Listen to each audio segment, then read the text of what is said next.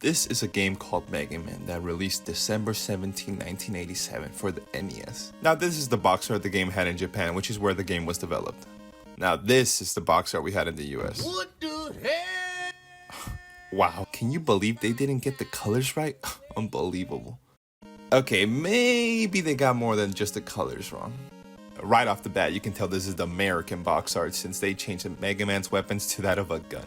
I forgot to mention, the actual name of the game is Rockman and not Mega Man. So they also changed that because who's gonna be excited for a game called the Rockman? Are you excited yet?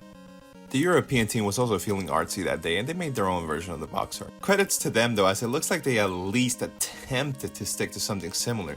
They got the colors right and I can actually see this as being Mega Man. The characters all look similar to what they would actually look like in game, and they got rid of the pistol and made him use his arm blaster like he does in the games. Apart from making Dr. Wily look more like a concerned dad more than the main villain of the game, the European team did a pretty good job creating the box art. And then they pissed it all away with Mega Man 2. Oh my goodness, what am I looking at? It's like we took 1 step forward and 5 steps back. We didn't even get the colors right this time, guys. They turned this beautiful box art that the developers provided to what is basically an MCU poster. We got Silverman, Blue Eyes White Dragon, and Conquest. What the fuck happened, guys? You guys were doing so good too. I mean, it's not like we did any better, to be honest. At least we got the colors right this time. And of course, it wouldn't be American without my Second Amendment. Also, what the fuck is he doing here with this foot? As the series went on and on, the Japanese box art stayed roughly the same as the previous games, and only really changing Mega Man's pose and the cast of robots that are next to him. For the US, roughly and slowly, but surely, Mega Man started to look more and more like himself, but honestly, he still had that weird look to him that I can't really describe. As for the European versions of the game, they actually had upgraded versions of the US version since it was basically the same thing, but the face wasn't fucked up. But if you want to make an omelet, you gotta crack some eggs. This is the European box art for Mega Man 3. Dr. Wily has seen some crazy shit. Now, why would we drastically change the box arts for a video game so much before selling it here? You see, son, here in America, we don't fuck around with that cutesy shit. We like it hard.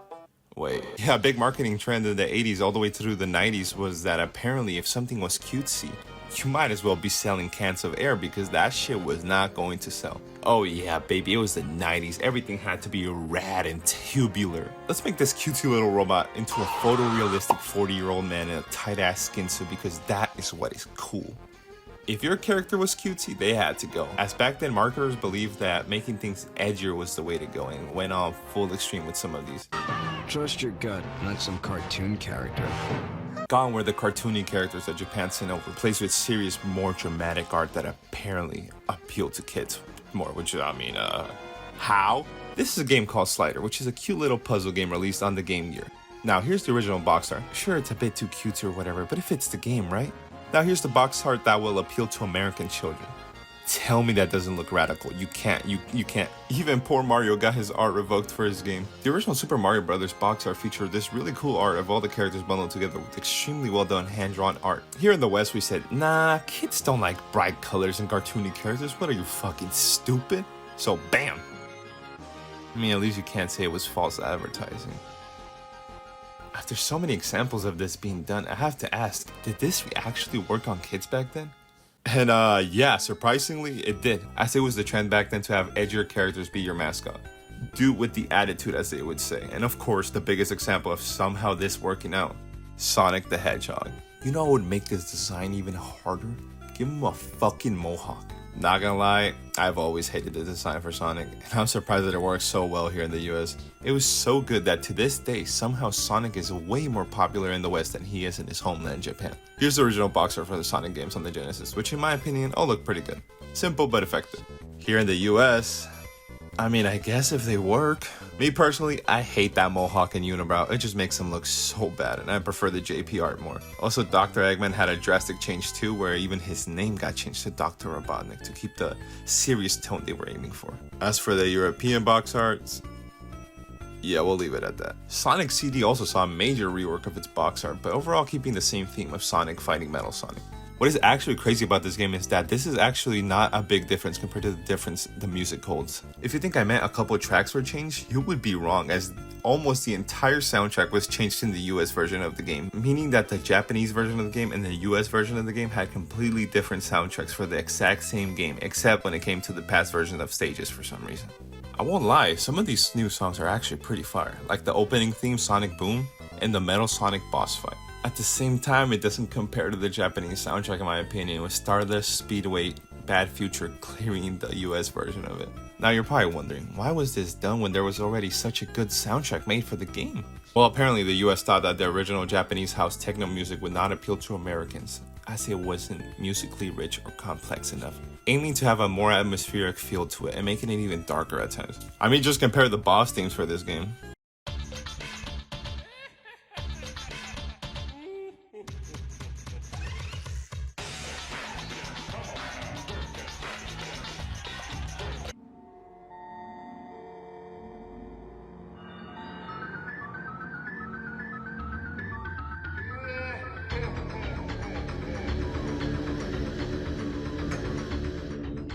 For some reason, the US marketing thought that a cutesy mascot would bankrupt the company back then, and the nerves even got to Nintendo when it came to Kirby, although not as drastic of a change compared to Sonic.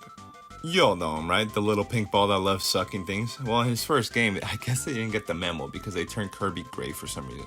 Maybe they thought the color pink was too girly or whatever, I don't know. Most likely because the Game Boy was gray. Other than that, Kirby actually had a great start when it came to the box arts in the US matching the Japanese ones, with them being almost identical to. But then came the early 2000s, and oh boy, the gaming changed. That cutesy shit was so last decade, bruh. Now it's all about being dark and edgy. Oh yeah, baby, Mario has tattoos now? He's so fucking cool. I'm gonna buy 20 copies of Super Mario Sunshine on my GameCube. Wait, Sonic already was kinda edgy with the attitude and stuff. How edgy can he get? Give Shadow a fucking pistol. Anyways, you get my point. This little pink ball of cuteness, yeah, they had to go. Starting with Kirby, Nightmare, and Dreamland, Kirby was pissed in every box art going forward for a long time. Happy, angry. Happy, angry. Because being angry is so fucking cool. After Kirby's epic yarn though, we started getting the same box art as Japan, so I'm glad that Kirby took some anger management classes and now can truly enjoy life. Not Pit though, his latest game, Kid Icarus Uprising, they turned that smile upside down. Maybe they told him when his next game would release.